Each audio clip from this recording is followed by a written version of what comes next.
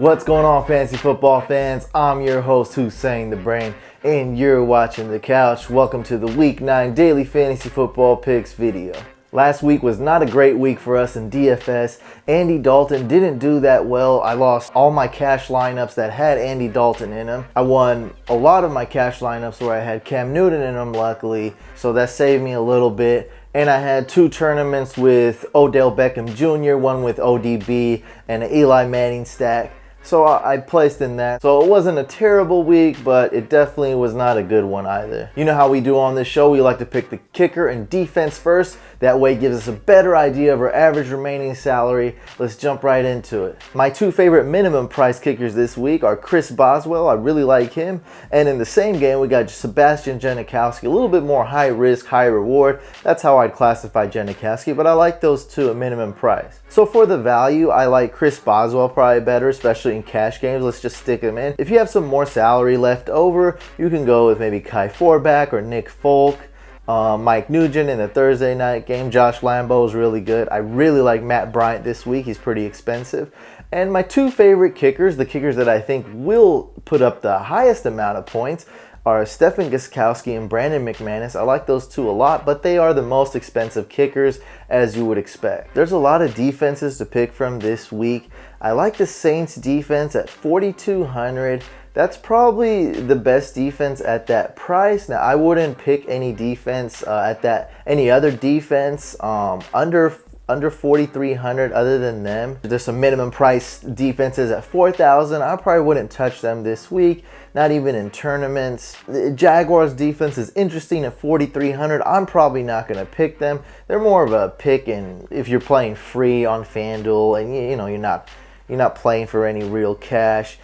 They are interesting if Brandon Marshall and Eric Decker were to be out this week. I expect both of them to play. And Ryan Fitzpatrick is going to be the starter with that broken hand. It's a non-throwing hand. I think he'll be okay. So they're just an interesting pick, an alternate option for you guys out there. But like I said, not too confident in the Jaguars defense at all this week. I just like their price at 4,300.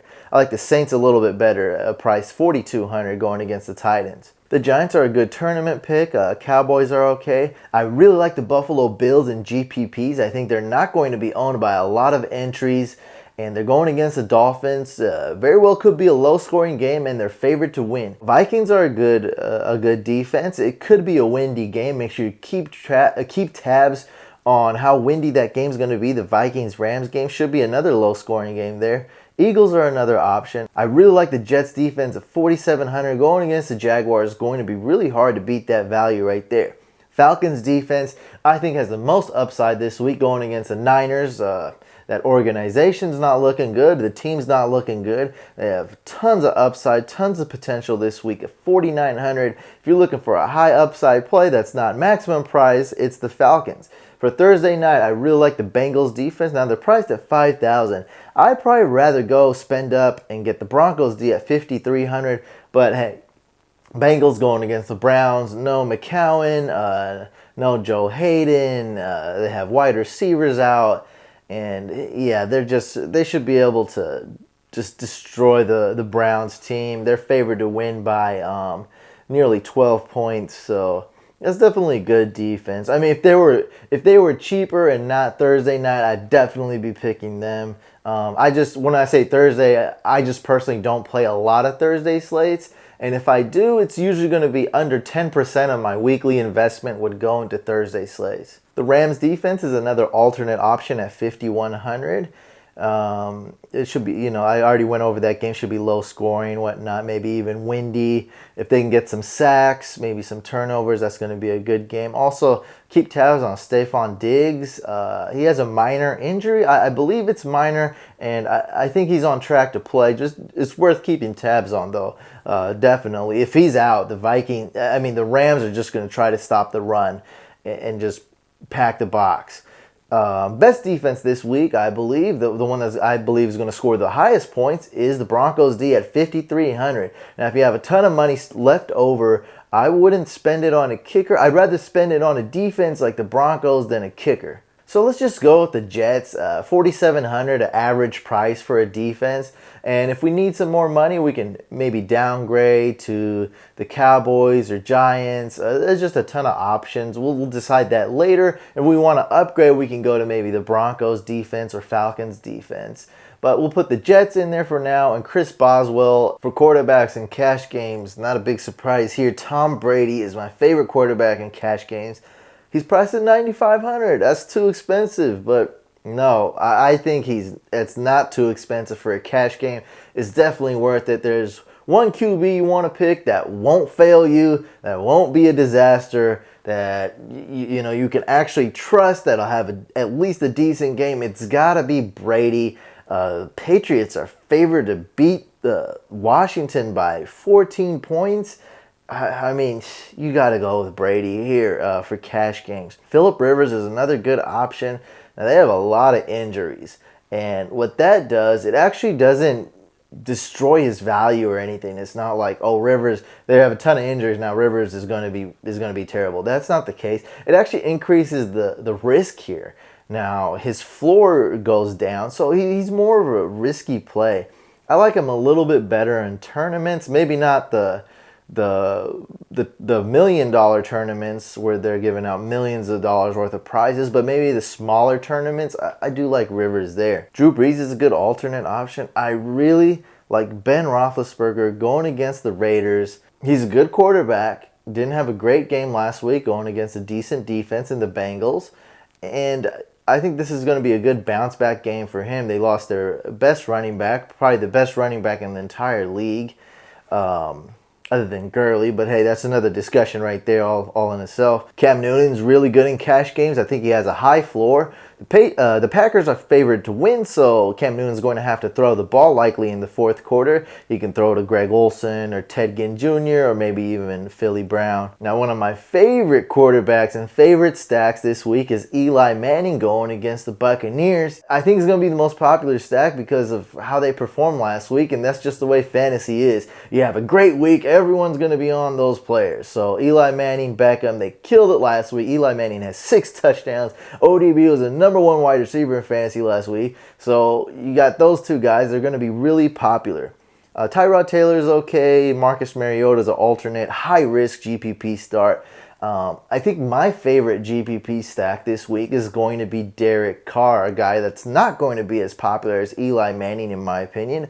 Derek Carr at $7,000 is great value. Going to be very hard to beat. You can stack this guy with Amari Cooper and or Michael Crabtree. And if you want to go super risky, you can even go with the rookie tight end Clyde Walford. Jameis Winston is also another good GPP stack. And I really like Kirk Cousins, priced at $6,600. That's really cheap right there if you want to punt at the QB position. Now, we typically don't punt at the QB position for cash games. So, that's just the alternate guy right there. $6,600 is very cheap, though. And he's got Deshaun Jackson likely to come back, so that should help him out a little bit. For running backs, my 3 favorite running backs are D'Angelo Williams, Jeremy Lanford, and Danny Woodhead. That's great value. If I'm going with Brady, I'm going to definitely have to pick 1 or 2 of those guys to save money. So I really like that. My favorite running back, as in the running back I project to score the most fantasy points this week, is Devontae Freeman, followed by Todd Gurley. I really like Adrian Peterson in GPPs. Mark Ingram is great for cash games as well. Chris Ivory's pretty good. There's a few more options. Darren McFadden's okay, but those are my favorite 3 guys. D'Angelo Williams, Jeremy Lanford, and Danny Woodhead. And if you want to spend up, I definitely go with Freeman. For wide receivers, we already discussed the stack for the Giants and the stack for the Raiders. One of my favorite wide receivers, my favorite wide receiver that's expensive this week is Antonio Brown. I like Julio Jones, no doubt, but he's the most expensive. I think you're going to get better value at Antonio Brown. I see him having a great game. I do like Antonio Brown a lot. $8,700, not that bad. Willie Snead's a decent pick, 6,100. That's good value. Michael Crabtree, by the way, is only 5,800. That's really good value for a guy who gets targets every week. He has been very consistent at 5,800. That's going to be hard to beat for cash games. And if you're doing a stack with Derek Carr, that's really good too. It's going to save you a ton of money right there. Deshaun Jackson's a risky pick. If you want to save a lot of money, man, Stevie Johnson, that's going to be hard to beat right there at 5,400. I think, yeah, he's going to be pretty good. He's going to definitely see some targets. Rivers is going to spread the ball out. He's going to throw it to Gates. He's going to even throw it to Ladarius Green. Malcolm Floyd, kind of that tall wide receiver from the outside. You know, Stevie Johnson, 5,400. That's not that bad. Ted Ginn Jr., 5,300. Really cheap right there. Make sure you keep tabs on Ruben Randall, Larry Donnell, Victor Cruz. If those guys are out, Dwayne Harris's value goes up. He's priced at 5,300. It's a pretty good tournament pick. Brandon LaFell's really cheap, 5,200. Marvin Jones is more of a Thursday night GPP. And if you really want to save money, I like Robert Woods and Philly Brown. Corey Philly Brown at 4,700. And Robert Woods is 4,900. If you pick Woods, make sure you check up on the status of Sammy Watkins and Percy Harvin. And at 4,700, I wouldn't pick any other wide receiver other than Philly Brown, and I wouldn't spend less than 4,700 on any of the other wide receivers. At tight end, my two favorite tight ends are Rob Gronkowski, well worth the price, and also Antonio Gates. Now, other options are Greg Olsen, Tyler Eifert for the Thursday slates, most definitely. Benjamin Watson's really good.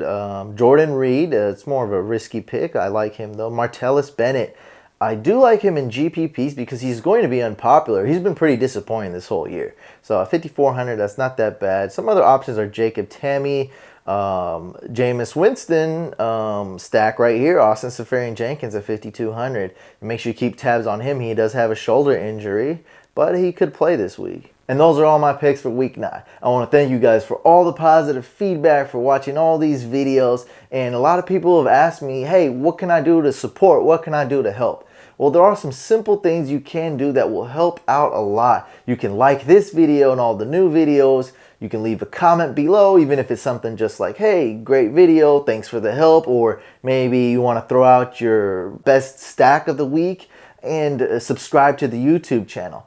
Also, make sure you follow the link below. So go to the link below in the description, and it'll take you to FanDuel, and use promo code FANTASYCouch. Now, if you've already been playing on FanDuel for a while, I'd still greatly appreciate you clicking on that link. It just shows that you support Fantasy Couch, and FanDuel knows that you're playing, that you've watched Fantasy Couch videos and you're playing on there. If it's your first time playing, you can play for free. You can play just to practice, or you can play for as little as $1. They have great prizes on there. I'm going to be playing a few entries, trying to win $500,000 this week for sure. I do every week. The prize is just too much to resist, so I'm going to be playing on there, and I wish you guys good luck. And that about wraps up this video. Make sure you guys watch my daily fantasy football strategy video. It's going to really help you create your lineups on FanDuel. Also, make sure you subscribe to the YouTube channel. We'll be coming out with the weekly waiver wire videos, and of course my DFS NFL picks every week.